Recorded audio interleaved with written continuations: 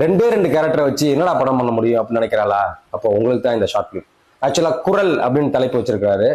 2 கதாபாத்திரத்தை வச்சு கதையை அழகா சுவாரஸ்யமா நகர்த்துறாரு. அந்த இயக்குனருக்கு என்னுடைய வாழ்த்துக்கள். ஒரு டைவர்ஸ் ஆன தம்பதியர்கள், அப்பா கூட பையன் வளர்றான்.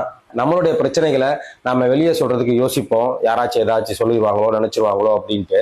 ஆனா சில நேரங்களில் நம்ம பிரச்சனைக்கு வெளியேந்து வரக்கூடிய இன்னொரு நபர் தீர்வாக அமைவாங்க.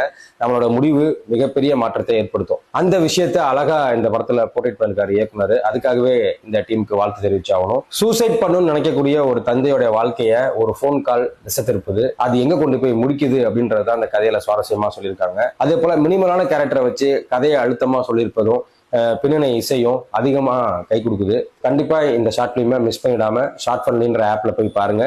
ஜஸ்ட் 29 ருபீஸ் நீங்க பே பண்ணா போதும். 1 மந்த்துக்கு உங்களுக்கு ஃபர்ஸ்ட் டைமா அவங்க வந்துட்டு ஒரு ஆஃபர் தராங்க. ஸோ நிறைய ஷார்ட் ஃபிலிம் நீங்க பார்க்கலாம். நான் எதுக்கு அதை பார்க்கணும் அப்படின்னு நினைக்காதீங்க.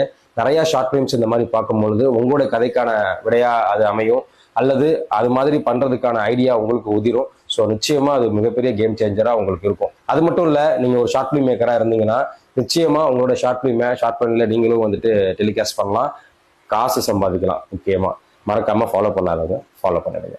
நன்றி.